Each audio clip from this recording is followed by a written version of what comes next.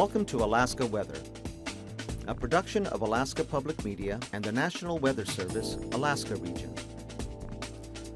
Produced and broadcast daily from the studios of KAKM, Alaska Weather provides complete forecasts, public, marine, and aviation for all of Alaska. Alaska Weather is made possible by the following sponsors.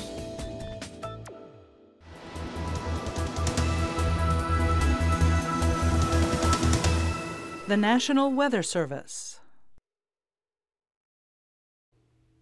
Hey everyone, thanks again for joining us for this Sunday's edition of Alaska Weather. On yesterday's satellite imagery, big high pressure area dominating the southeast coast right up into the interior. Had some mid and high level stuff kind of rotating in and dissipating there, but most of the moisture in the southeast flow heading northwestward there across the Alaska Peninsula, bringing daily rainfalls the last several days here, Kodiak Island, Alaska Peninsula, and then right up along the coast there and into the eastern Bering Sea, taking a turn to the north. And we're watching the next system down here develop and follow a weaker one that went sliding up to the northwest yesterday. You can see the frontal boundary of this one already up to almost the southern Gulf of Alaska. And then today you can see that moved right on up. Low pressure here backing in toward Kodiak Island. The main front kind of in pieces. This mostly aloft, some mid and high stuff. And then the main front back through here with the low pressure area. Winds gusting to 60 miles an hour along the North Gulf Coast, Middleton Island. So there were some storm force winds, but a more widespread area of gale force winds here along the coast into Kodiak, which lifted northward today, but right through the Barren Islands, Kamishak Bay, saw gales, and then the rain pushing in toward this panhandle there. You can see the south to north flow here. As of 4 p.m., amounts are pretty light and mostly still offshore. Yakutat just picking up 0.05 of an inch and Sitka 0.03 of an inch. It looks like this a little more wetter cloud pattern down here, and that'll be moving up tonight, and then the whole thing dissipates and washes out tomorrow. Otherwise, let's see out in the west. You can see a low pressure area up over the northern Bering Sea. Another one here down to the south. That'll be coming northward a little bit here over the next couple of days, or actually tonight and tomorrow, and bring more wind into the Aleutians. And the front moving up along the North Gulf Coast there today. That'll be moving through with diminishing winds and rain mostly along the coastal areas. Some of that getting up into the upslope areas of the inland terrain. There is a freezing rain advisory out for the Susitna Valley, south and east of south of Talkeetna, and mostly to the west of the Parks Highway. And that's out for this evening. Chance of freezing rain or mixed precipitation in that area. Otherwise, rain and snow today falling in areas here along the southwest coast, along with some pretty brisk winds, 20 to 30 miles an hour, some higher gusts continuing in that area. And it's going to stay windy out in this zone for the next couple of days. Lighter winds up along the Arctic coast and pretty light winds over the interior, although with this high pulling off to the southeast, Delta Junction seeing gusts of 40 miles an hour or higher than 40 miles an hour at times, and pretty windy conditions over at Eagle as well, seeing gusts 30 to 35 there. Otherwise, mostly light winds in the interior are kind of variable, and the high pressure having a weakening effect on this front, and the front having a weakening effect on the high. But the overall pattern is going to remain with the upper level low out here to the west in the Bering Sea or the southern Bering Sea, and that's going to keep ridging in over the southeast coastal areas, northwest Canada, and on up to the north over the next couple of days. So we'll be watching more systems coming up from the south. And for tonight, there's that storm that'll be spreading a little more rain in along the Alaska Peninsula, along with some winds coming up tonight in that area, with chances of rain pretty good all the way out to Atka, then breaking out to showers, isolated showers from Adak westward. No change over the interior here, still pretty breezy in the areas of the eastern Alaska Range, probably the 40-mile country here, but that gradient relaxing tonight, so winds will probably be dropping off, definitely dropping off with this front, however high they picked up, but still a chance of rain mainly this evening, overnight tonight, kind of rainy, rain along the North Gulf Coast, and then this front begins to really wash out. Again, the mixed precipitation, possible freezing rain there, the western Susitna Valley and low pressure kind of hanging in around Kodiak, so periods of rain kind of already ending over the southern island, but with this low here near the island, probably kind of showery or periods of light rain in that area tonight, so a little slower to end there and staying wet along the North Gulf Coast and mild as well. And the precipitation band with this front, if it was any thinner, it wouldn't even exist at all. So very weak and washing out. Look for the more wind and rain with that system, which lifts northward here, and then another development down here to the southwest.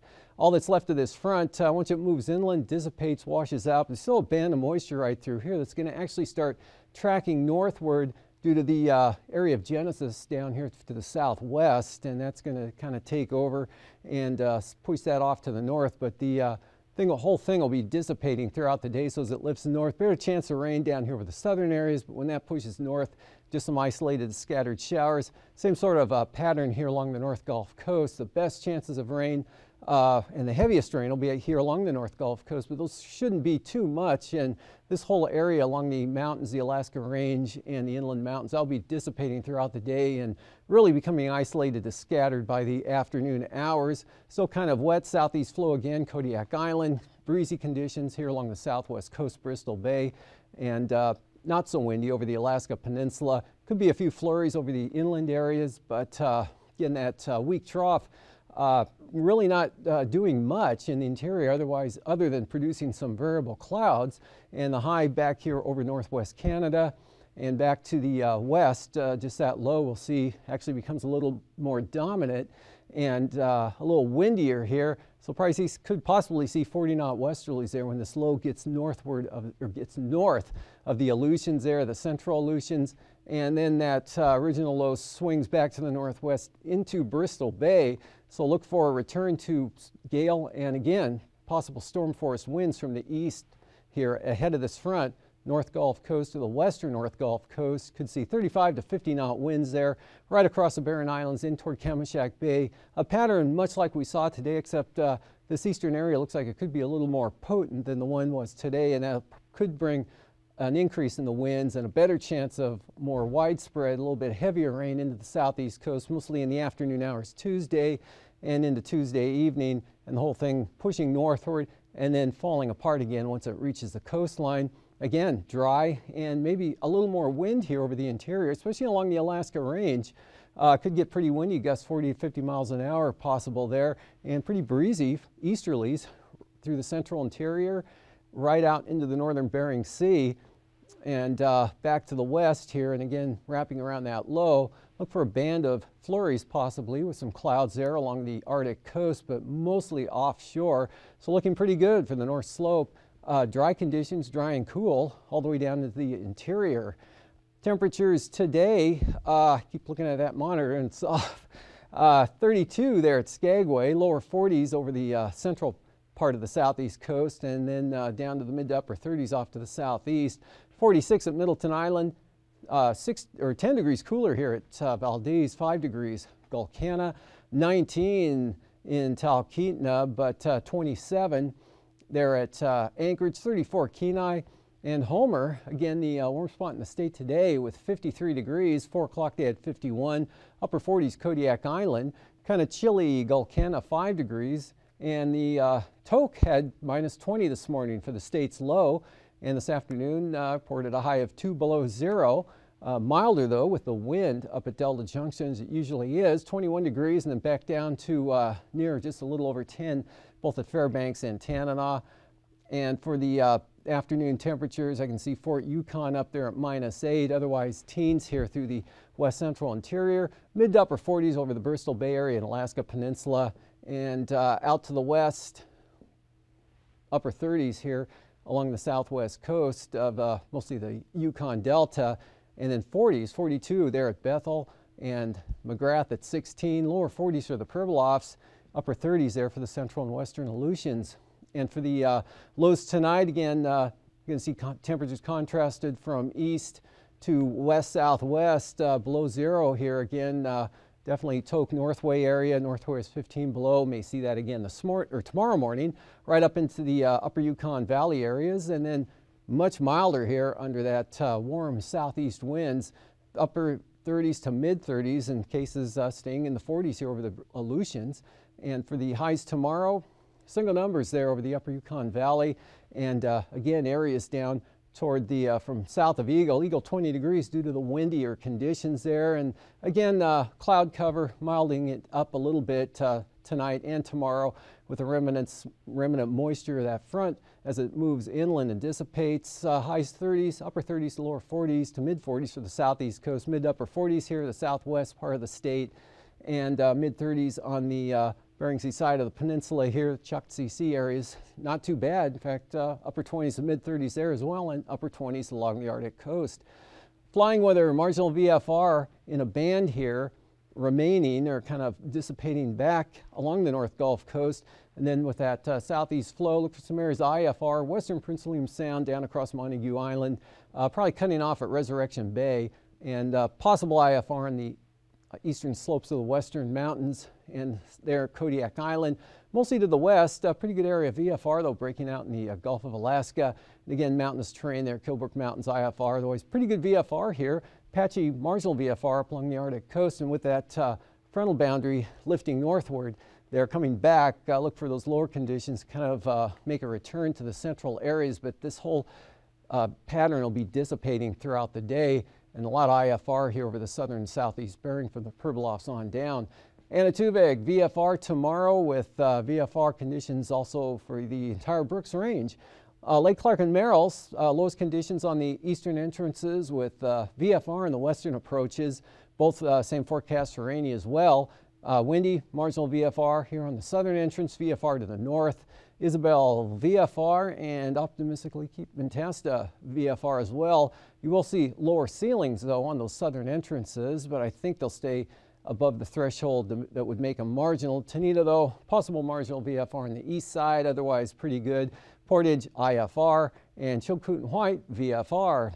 Freezing levels tomorrow or late tonight, early tomorrow.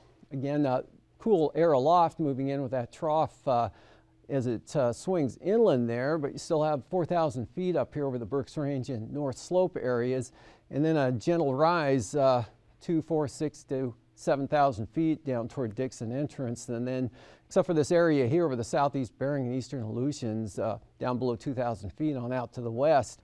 Icing, of course, all above the freezing level. Really nothing significant tomorrow, possibly along the North Gulf Coast, but that'll be dissipating quite rapidly. The only significant areas of possible rime or mixed icing here will be over the Alaska Peninsula, eastern Aleutians, a little bit more widespread area from the Pribilofs on out to the southwest. And looking at the upper level wind flow chart, again, high pressure basically holding aloft. You can see the jet stream, strong jet across the Pacific here, kind of breaks apart with one branch taking a turn down to the southeast and then up back toward the southeast coast. And that's what's going to be lifting that system back to the north there when this comes into array tomorrow around this upper level ridge there west of the northwest coast. Otherwise, southeast flow continues across the peninsula and up into the northern Bering. So any eruptions coming out of the volcano there will continue to pull off to the northwest as it has been. And this upper level low, again, this is the area of development we're watching now push the next system up in toward the North Gulf Coast and across the Gulf of Alaska during the day on Tuesday. Otherwise, for tomorrow, 40 to 55 knot southeasterlies here out of the northeast Pacific across the peninsula into the southeast Bering Sea, taking a turn to the west here at about 35, and then back around to the northwest at 40 across mostly Atka and possibly Adak, and then dropping off significantly out towards Shimia and Kiska Islands. Easterlies 25 to 30 knots up over along the Arctic coast, and pretty light winds there. It looks like strongest wind areas kind of be back off to the west of the Panhandle, so high pressure kind of keeping things nice in that area, at least lighter winds there. Southeasterlies at about 15, still quite strong, 35 to 55 knot winds along the peninsula in toward the Pribilofs, dropping back to 30 knots, even lighter for St. Lawrence Island, and fairly light up through the Bering Strait and then back into that easterly band there, 25 to 30 knots along the Arctic coast. Otherwise, weak low coming inland, really dampening out there as it moves into the upper ridge position, but could be some subtleties 10 to 15 to southeast, again at 3,000 feet. And for turbulence, with those strong southeast winds, severe possible, especially for small aircraft below about 5,000 feet here. Peninsula northwest into the Pribilofs, and then moderate chop in the turquoise area here, reaching southern Kodiak Island, right up and along and southwest of the coast, including Atka, possibly Adak, and pretty smooth over the interior. And then with those east winds, could see some mechanical light to very isolated moderate chop along the entire stretch of the Arctic coast. And after the break, I'll be back with the marine forecasts. You know, the real tragedy of practically every boating-related drowning is that it could have been easily prevented. Wearing a personal flotation device, a PFD, is by far the single most important safety measure you can take when boating. It's a point we've been stressing for years and one that simply cannot be overemphasized. Look at it this way. Virtually every single boating-related drowning could be eliminated if the victim had been wearing a PFD.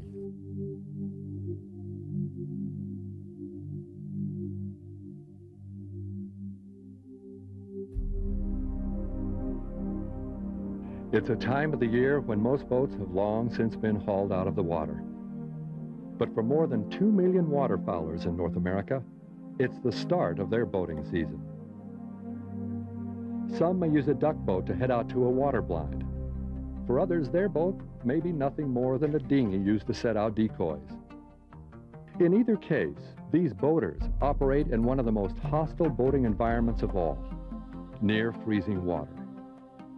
Roy LeGrand, recently married, had not had the chance to hunt much during the season, but he and his Labrador Retriever Skeeter knew this point on the river could be a real hotspot in the right conditions. And as the wind picked up, the birds began to move and come in from the bay.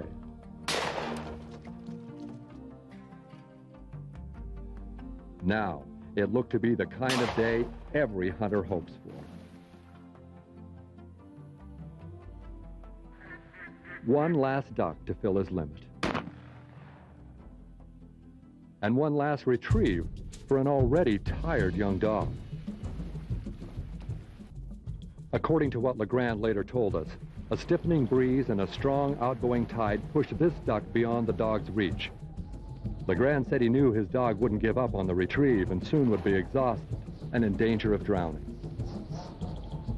A crisis, and LeGrand knew he had to help. An 8-foot dinghy in a high wind and choppy water. Hardly the right rescue craft for this kind of operation. And LeGrand faced the challenge of hauling a struggling 50-pound lab on board a small and unstable platform.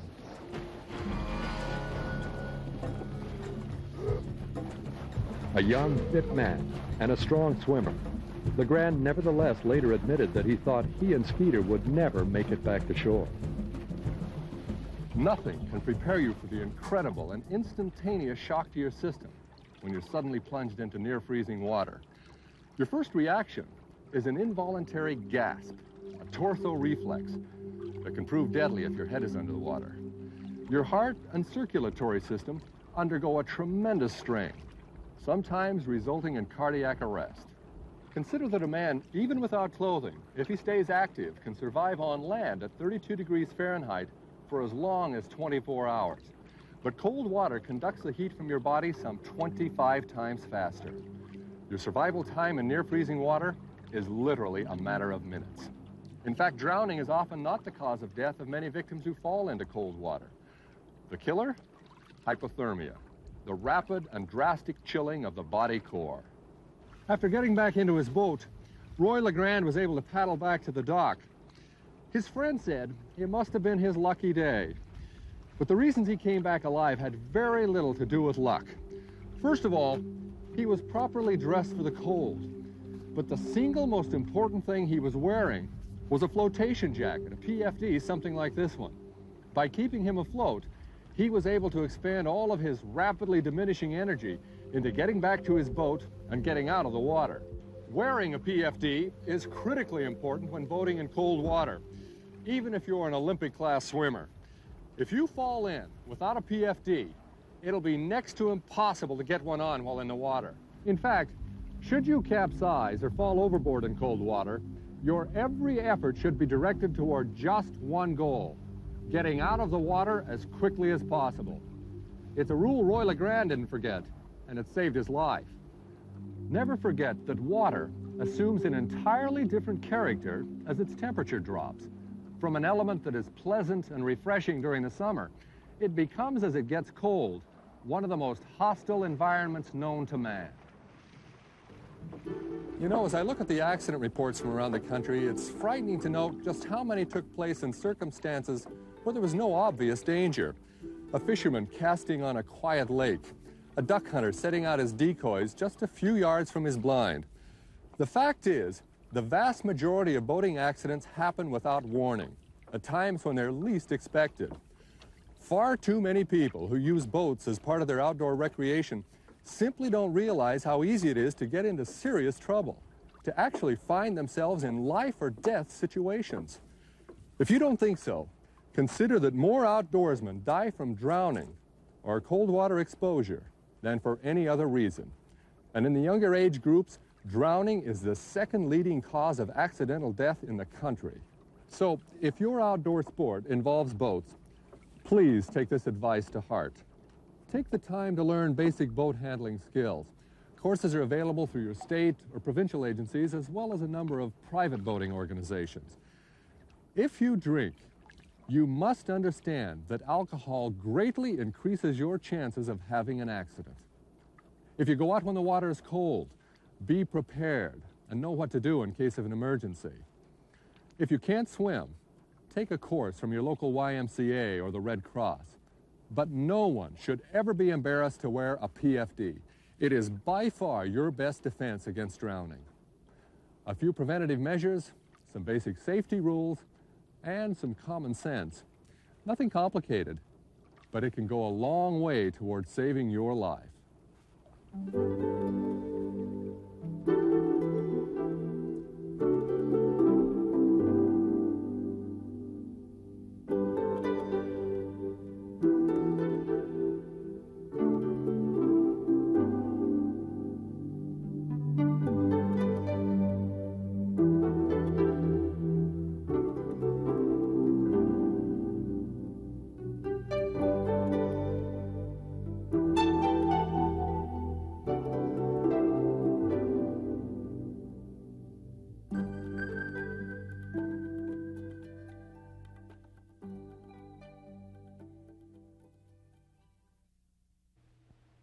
Welcome back. With the front dissipating, wind should become light, remain light here over the inside waters, and about 15 knots, mostly southeast or east-southeast from the south coast on up to the north. And then for Tuesday, picking up again, that next system moving up to the north and northeast. So coming up to gales here, central and south coast, small craft advisories, gradually increasing south to north here, more of an easterly direction up to the north, and with the pressure falls, northerlies at least up to 25 knots, higher gustling canal, easterlies to northeasterlies or southeasterlies, 20 knots with higher gusts. And for the North Gulf Coast tomorrow, lighter winds, 15 knots, definitely for Prince William Sound, northeast 10. Gradually increasing, small craft advisories here, Barren Islands, and down the east side of Kodiak Island, Shelikof Strait there, I think we've been mostly 20 knots, and 10 knots over the northern inlet. For Tuesday, with the next front coming up again, swinging up to the north and northwest, gales possibly here, Kodiak Island, especially on the east side, late tomorrow night into early Tuesday. Then those will be swinging around to the southwest behind the front, and the 40-knot winds here right along the coast, coming up to 25 higher gusts, Prince William Sound, 20 knots here, northern Cook Inlet, 30 knots south of the Forelands, and then into the gales there for Kamishak Bay. For Bristol Bay tomorrow, southeast 30 knots, looks like gales to the Alaska Peninsula, both sides, and southeast 25, Sitkinak to Chignik. Then those swing around to the southwest again behind the front, and pretty good southwest fetch here all the way down from Kodiak Island, following that front right down along the southern part of the peninsula marine areas there. Southeast 20 on the Pacific side, coming down to 10 to 15 for Bristol Bay. And the Aleutians southeast, another weak low coming up or sitting just south or southwest of Shemya there, giving that wind condition. Lighter and northwest here for the Amchitka, Kiska areas, and then increasing small craft advisories across Adak and Atka, and easterlies 30 or 20 to 35 knots. Looks like the gales will be south of Unalaska. And then for Tuesday, southwesterlies, 20 to 25, in some cases 30 knots. Strongest winds will be right through this area at the 40-knot gales there south of Adak and Atka, and with the low center seeing just to the north, those winds will be lighter, but small craft advisories from the west-northwest back on out toward the Komodorskis. For the Pribilofs tomorrow, gales, easterly gales, 14-foot seas.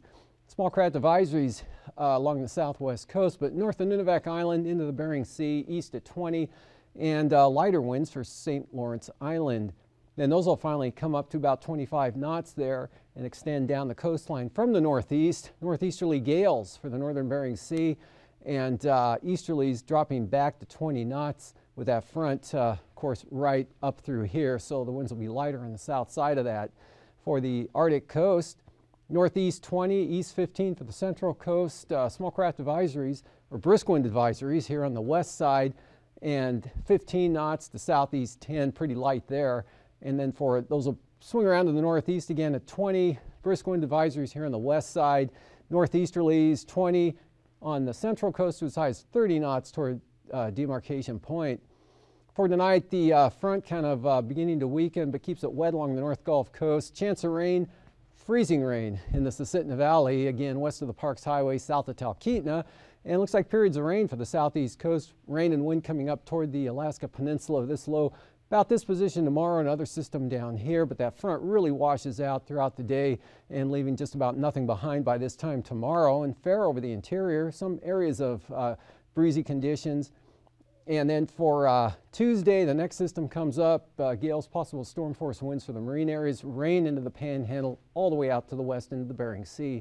Have a great evening, and thanks for joining us. These forecasts are to be used for planning purposes only. Call 1-800-WX-BRIEF for a formal pre-flight briefing. Always file a flight plan before you go flying. The U.S. Coast Guard Auxiliary urges you to leave a float plan with a friend or the harbor master before you go boating. Alaska Weather is made possible by the following sponsors.